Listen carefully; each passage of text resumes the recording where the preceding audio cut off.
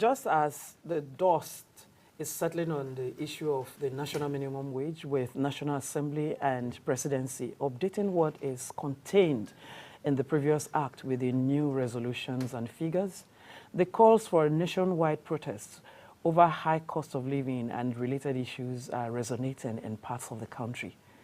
The federal government, in its response, has said it acknowledged the rights of citizens to carry out such protests, but also issue a warning against disruption of law and order during the exercise.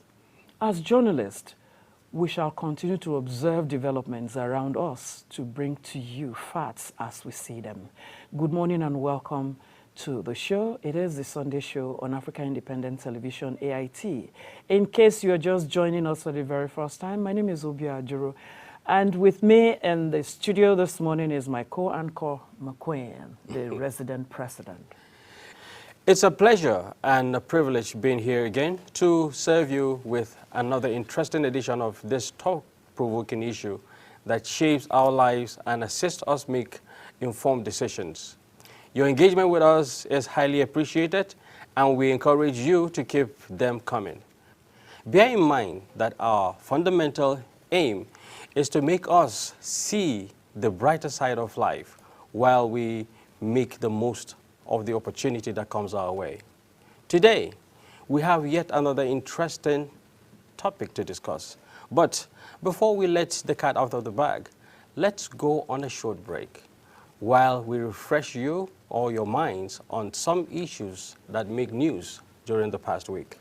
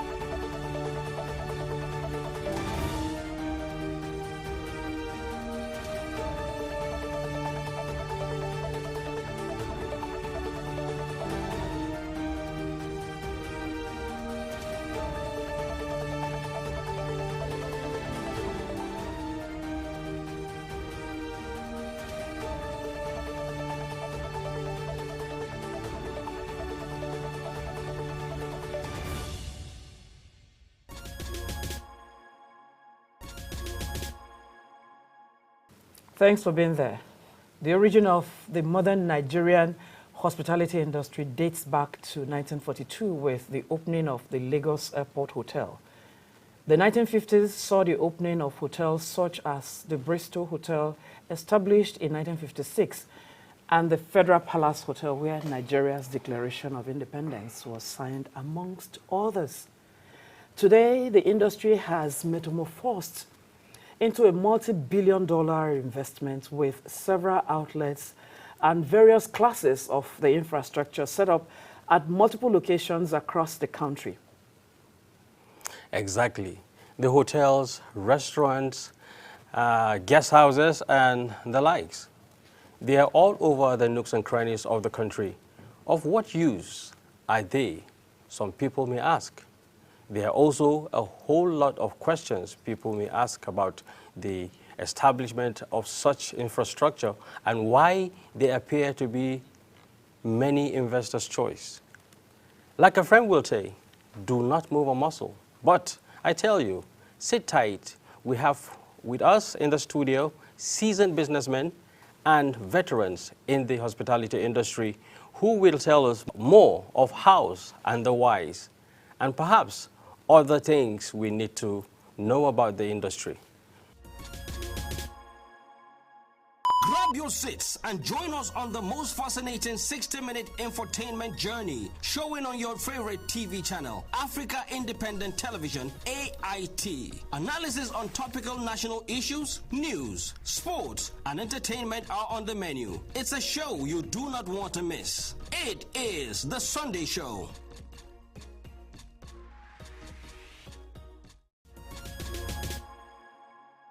So today on the show we have two gentlemen.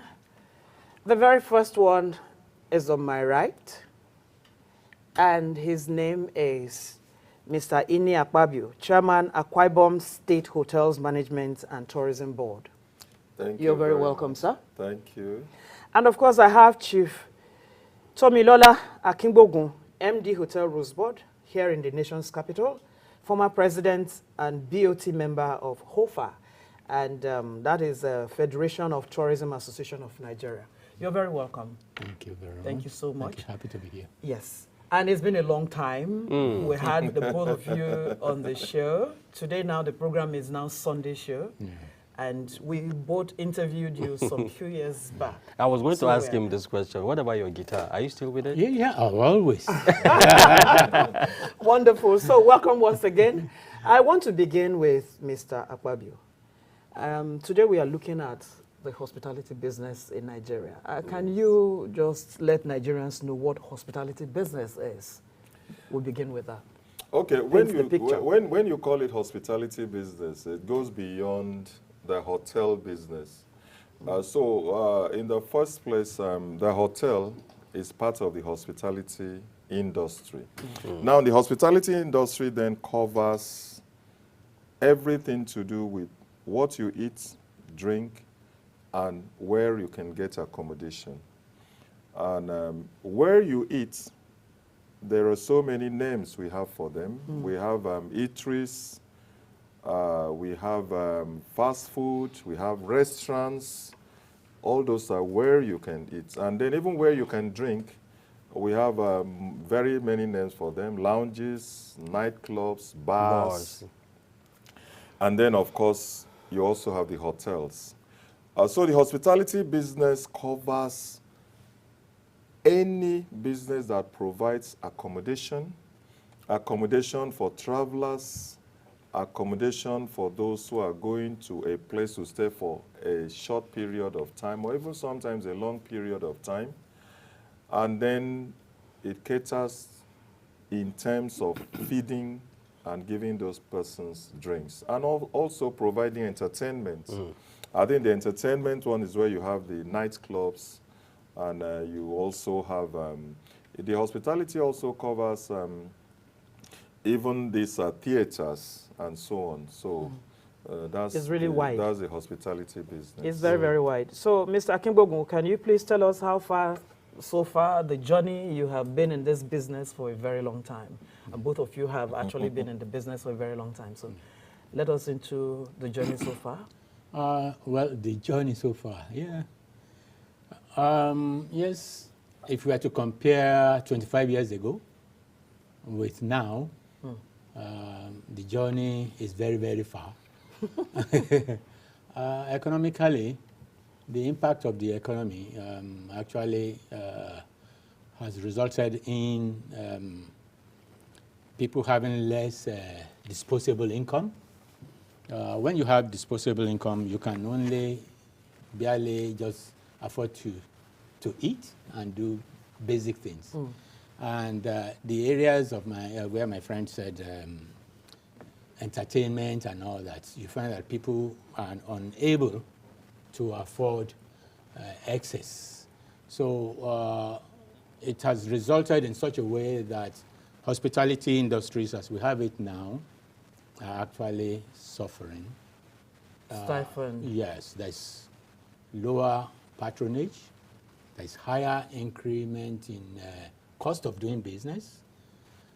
Now minimum wage is out. That means you have to pay more to your staff, and yet your customers cannot afford to pay more because, I mean, if they can, disposable income is reduced, then you can't actually be able to afford 100,000 naira bedroom per night or 80,000, 60,000, which in Abuja should be this basic. But as we have it, some places are still taking 25,000.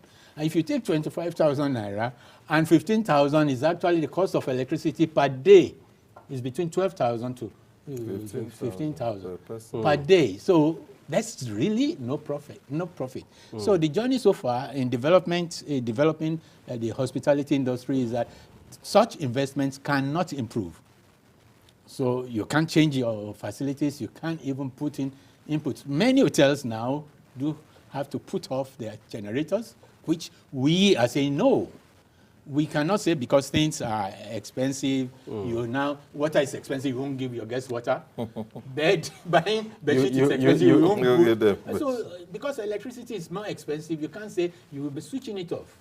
No, you just have to know your cost.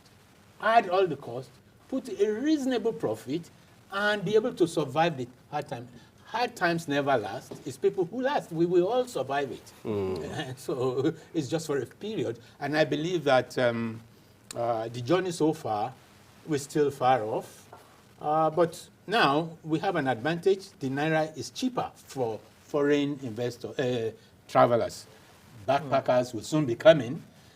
As long as we can guarantee safety and good access to our tourism sites. We have a lot of tourism sites in Nigeria. Even in Abuja, look at what is happening. Now, our national stadium is there, empty.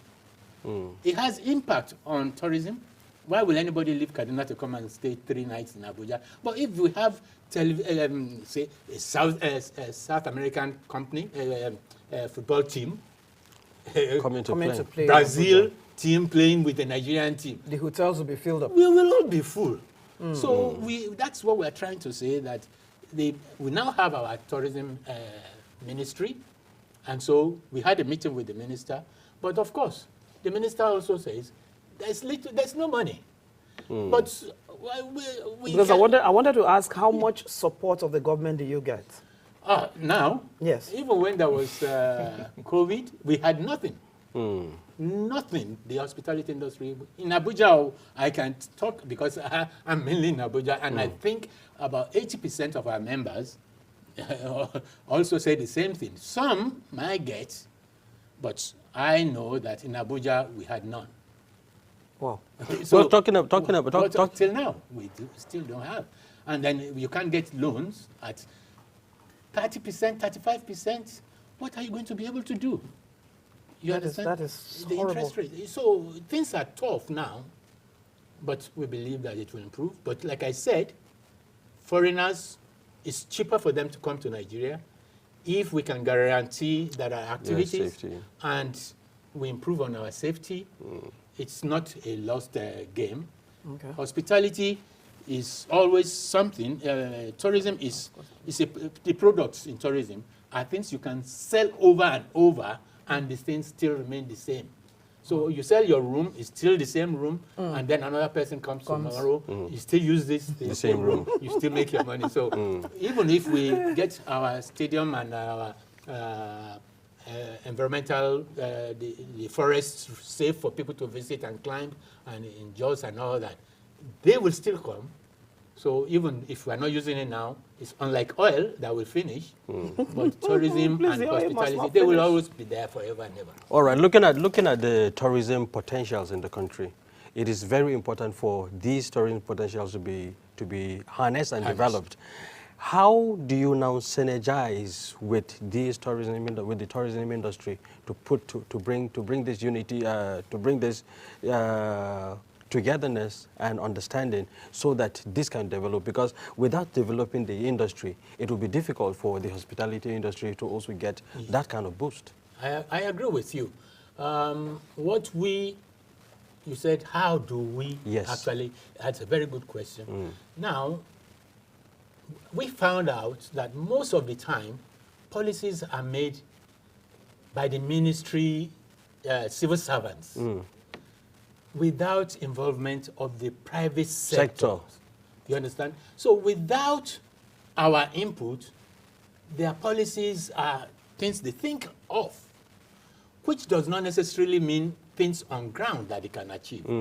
But of course, they will promise the minister, promise the politicians that we can generate revenue. This can be done and that can be done. But unless at the planning stage, the private sector, for example, we are all members of the Federation of Tourism Associations of Nigeria. We are all there, and we are always ready to make our contribution. At the planning stage, you want to do Abuja Carnival, and then you have not called us, and you are only renting trucks and just driving all over town. You're just wasting money.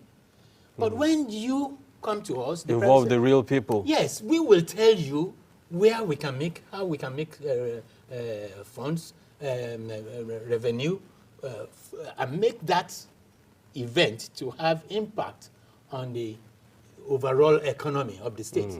It's only when we make money that we can pay the taxes and all that. The oil is finishing. It's going to finish. You're repeatedly saying this oil is finishing. Yes, because from the Niger Delta, over-dependence on the oil. Yeah, no, I don't want it to finish. I want to take Mr. Kwabio up on security, power, and of course, government policy somersault. First of all, when somebody is walking into most hotels in Abuja, like some incidences that happen in some hotels, like in the areas of Gwarimpa, a lady was killed, and that incident happened in 2-3 different places in the same estate. And there was no CCTV footage to show, to help the police investigate what transpired. So eventually they both walk, because according to the security man, that they walked in together, and he left much later in the night, and they never knew that he had already done what he wanted to do with the lady, and he's gone. So the face of the young man till today cannot be seen. So the security aspect of running such business. Then power. Today we have band A, band B, band C, and band D. And how much have you been able to manage your business with the power off and on and diesel aspect? And of course, a government policy somersault. That is about 4 questions in one. So I needed to hit you with it. Yes. So after hitting him with it, he will do half, and yeah, he will do half. Right. They are both very capable of handling these things. So I think the security issue is very important because just like Mr. Kingbogo said, in terms of security, even if you want to attract people from outside Nigeria, that's the first thing. If you want to attract people from outside Abuja, is also the first consideration. So the security thing is something that is not just not available within the hospitality or hotel environments. If you go to a country like Japan, Tokyo, the capital, or even the UAE, Dubai, there are so many CCTV cameras that are working so that even on the streets of these cities, if you commit any crime, you cannot go free. The cameras will pick up your face, they will pick up your faces, and you'll be apprehended. But like you have given, when you go to a hotel and you go with a young lady, and later the young lady is found dead, which is very unfortunate, and you can't trace the perpetrators of this, those who did that kind of crime, it leaves a lot for concern. So I think the security within the hotels, the security outside the hotels are not adequate. There is no magic to it. You've got to install sufficient CCTVs to monitor the hotels. You have to secure sufficiently outside the hotel, along the roads, to see who are those coming in, when did they come in, did they leave, and so on and so forth. There could even be suspicious activities outside the hotels. And that will even make you apprehend before some of these things happen. Like car theft. everything. And so these are things that, as a developing country, we need to look into. True. But of course, our infrastructure is so basic. We've not got up to that.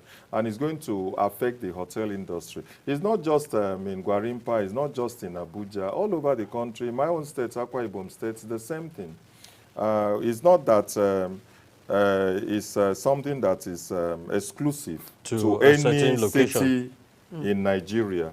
All over the country, there are incidences of breach. In Akwa Ibom State, for instance, we'll be having meetings with the police commissioner, trying to see how we can beef up security. And I'm sure that's happening in all the states, including the FCT. And those are a bit analog way of solving this. When you talk of energy, I'm sure that was part of the question. Yes. Sure. Energy is a very big problem. The only way we can get around this issue is it must come from ourselves. What can we do as alternatives? Is it individually or your organization? We are trying individually to start with, but also the government has to do more. I think there's a decentralization in generation, transmission of electricity. That is where we ended up with band A, band B. Well, that's the first step, but I think it's going to go further when states will be able to take control of electricity provision in their vicinities. And when you do that, you see that many states have different forms and ways they can provide electricity. I think we take this electricity as something so big because many other countries are getting it right. And I think Nigeria must get it right. But for us as hoteliers, what we've been doing is that we are looking for alternative electricity supplies. Some are using gas-fired. We are trying to see how we can reduce the cost of consumption. Within the hotels, we have inverter, air conditioners. We have new equipment that take less electricity consumption. Yeah. We have key cards that switch off when you go out and all those things. But you see, those things are still minimalistic because you must still have lots of electricity. And just like my colleague said, you cannot say you will switch off the total electricity because it's expensive. You can only add it to the cost. But it's really a nightmare, and it's adding to the total cost of operations. And the last one was to do with... the government policies. Wow, that's a very good one. I would like to take off from where my brother Tommy left. He talked of how governments can interact with the private sector. And so government support comes in two ways. One is communication. When you communicate with the players, the problem is half solved. I have a problem, I want to do, he gave an example of Abuja Carnival. I want to do Abuja Carnival. Let me talk to those who will provide accommodation for the people that are coming. We are now solving the accommodation problem. Let me talk to the transport people and others. And these are still systems within the tourism industry broadly. So that's one problem solved. The other thing that government has to do is to set the correct templates.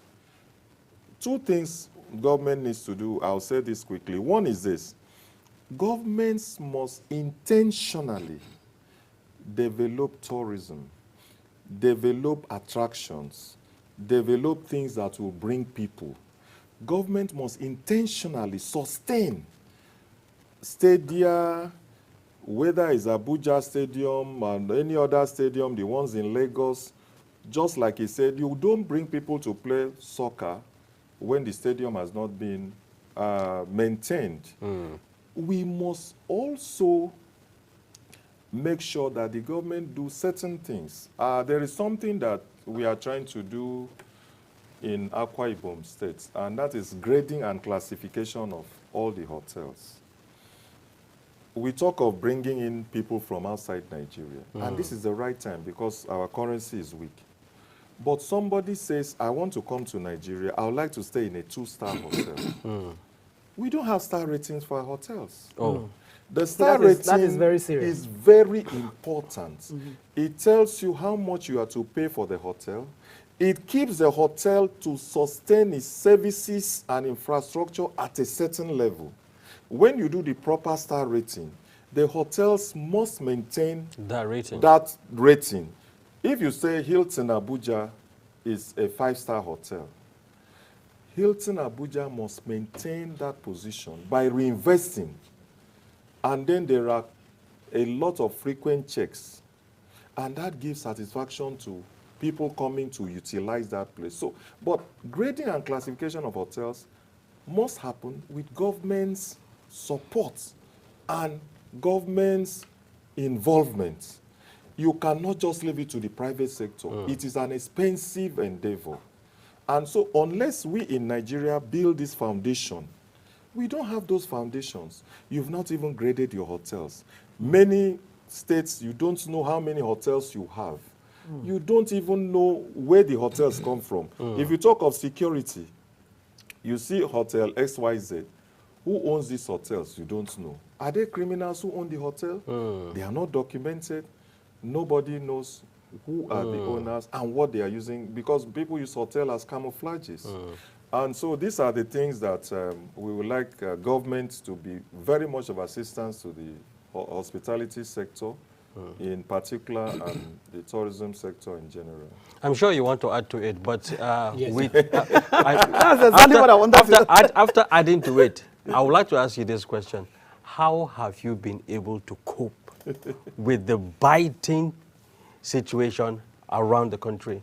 When it comes to market forces, when it comes to the policies, when it comes to the challenges in the security system and all, how have you been able to cope? Because just as you said, tough times don't last, but tough people do. Yeah.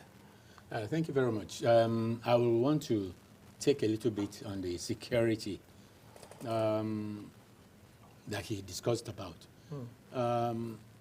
Yes, what we have been able to do in Hotel Owners Forum, which I'm a member, is that we encourage all customers to make payment cashlessly. Okay. Yes. With that, it is easy to trace. Yes, because if your customers log in and they pay with their card, you have a history, there's a trace. The banks have their records. So if they commit any crime, you can pick it up. On the other hand, very few people now still come with cash. Then in that case, we insist on getting their phone number. A document. Their phone number is very important. And while they are checking in, you call that number to be sure that the number is functional. it's functional. You understand? It's not a fake number that was given to you. So we do that.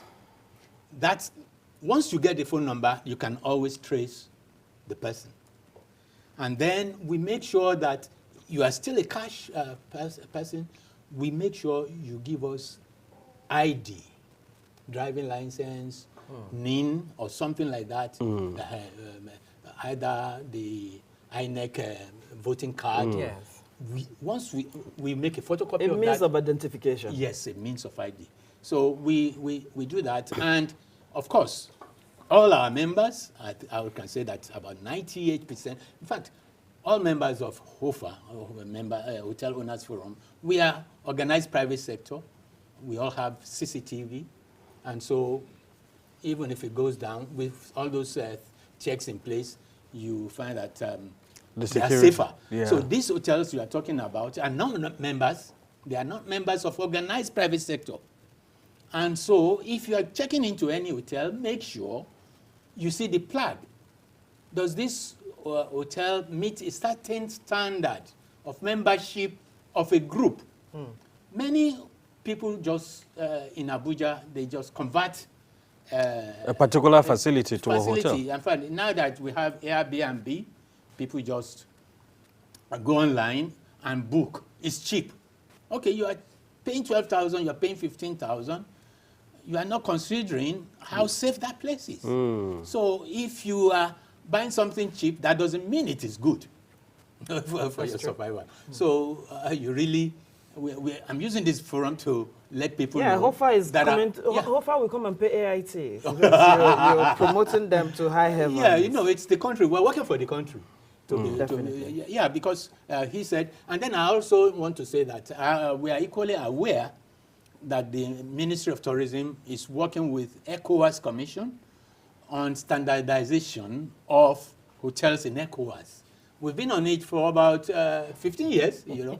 Government things take a long time before. Yeah, but the last time we visited the minister, she mentioned about what is going on, and we will also have to contribute.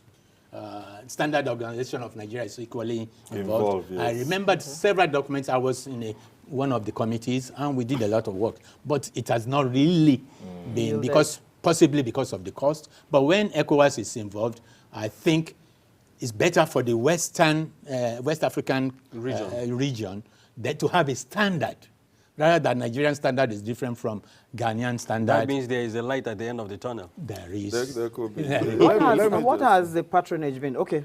No, I just want to chip in very firstly on security. Security is very important in every state. And I think states where security has been improved greatly are also recording large visitor inflows, especially domestic tourism. It is the job of the governors as the chief security officers of their states in the first place to make sure these states are secured. We've always been hearing that, but it's got to be done intentionally. And I think many states are really looking into that. How they succeed is relative. Our state, like Akwa Ibom State, has been very successful. We've got a lot of peace, and the security there is top-notch. My state is also doing good, Delta State. Delta State, yes, a lot of states. To be fair to you, I would say Abuja is doing very well too. Yes, of course. So let it be something that every state should be doing. And when you do that, honestly, you're going to have influx of customers. The next thing I would like to point out to all our states, as it is at least on this show, yes, our states are as we round up. Yes, is that the intentionality of governments must go beyond what the governments are doing. I love what my colleague said. Governments must give executive laws, orders, or they go through their legislation in the way to check in customers. I love what he just said, because it is a law in certain countries like the UAE. You can't check in somebody without taking his passport. A form of identification. You have just taken it from me. It must not be left to even organizations like EFTAN or HOFA alone. It must be a law, punishable. And I agree with him.